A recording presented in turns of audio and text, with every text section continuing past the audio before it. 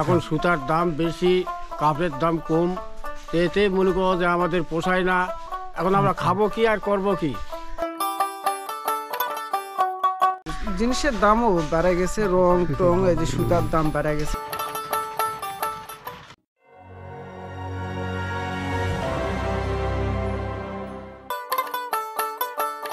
প্রিয় দর্শক, আজ আমি এসেছি খটখট শব্দে মুখরিত তাঁতপল্লী শ্যামপুর গ্রামে।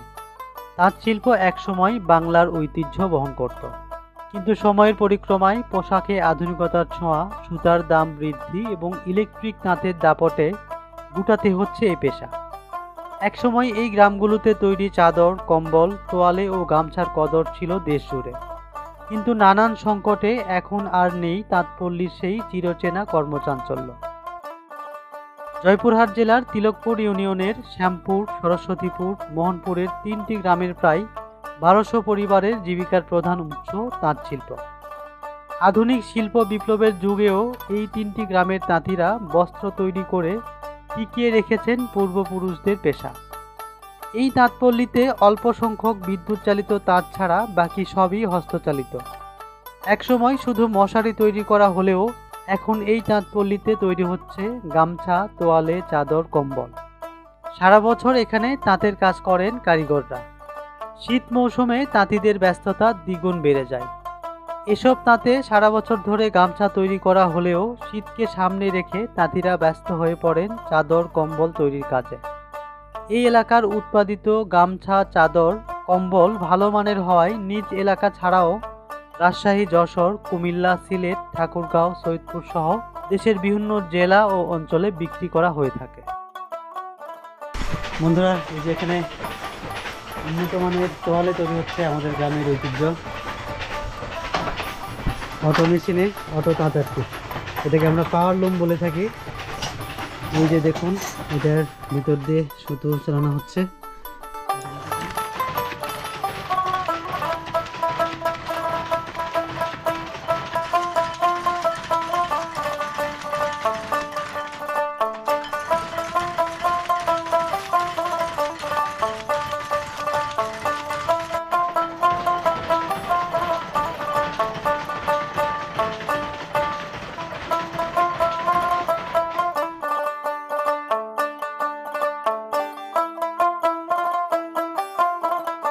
বন্ধুরা, এটা আমাদের গ্রামের ছোট পাড়া, শ্যামপুর ছোট পাড়া আর কি, আমাদেরই গ্রাম এটা। এখানে মূলত তাঁত শিল্পটাই হচ্ছে প্রধান শিল্প আমাদের, কৃষির পাশাপাশি।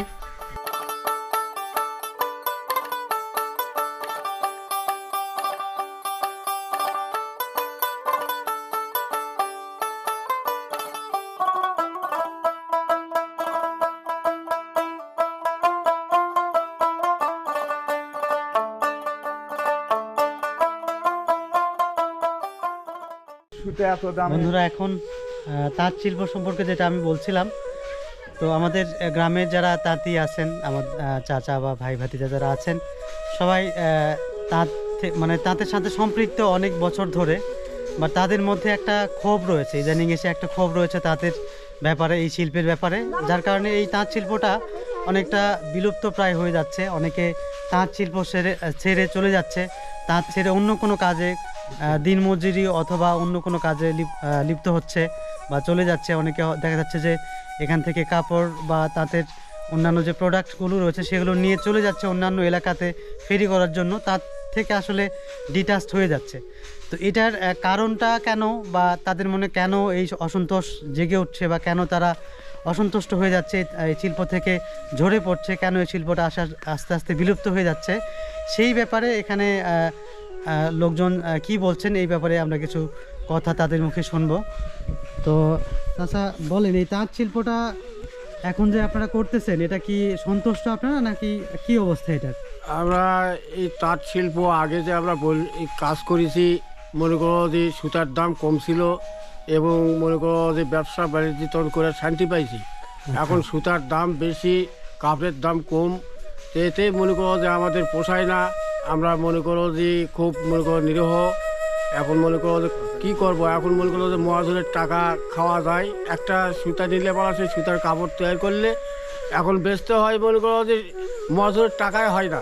এখন আমরা খাবো কি আর করব কি কি করব আমরা? আচ্ছা আচ্ছা, তার মানে উনি যেটা বলছেন যে তাদের যে কাঁচামাল অর্থাৎ সুতো এবং অন্যান্য যে প্রোডাক্টগুলোর আগে রং এবং অন্যান্য সংশ্লিষ্ট যেগুলো বা তাঁতও যেগুলো রয়েছে এখন এগুলোতে যে প্রোডাকশন খরচ যেটা আর কি, বা অর্থাৎ একটা গামছা অথবা তোয়ালে প্রস্তুত করতে যে পরিমাণ খরচের প্রয়োজন হয় সে অনুসারে বিক্রির দামটা কম, যার কারণে যেটা হচ্ছে ওনারা এই শিল্প থেকে খুব একটা লাভবান হতে পারছে না, এবং যার ফলেই ওনারা চাচ্ছেন যে এই শিল্প থেকে বের হয়ে অন্য কোনো শিল্পতে চলে যাওয়ার জন্য। এই তো আচ্ছা, এই ব্যাপারে আপনার তো দেখলাম যে একটা অটো মানে সেমি অটো বা অটো একটা তাঁত রয়েছে যেটাকে আমরা পাওয়ার লুম বলে থাকি, যন্ত্র চালিত।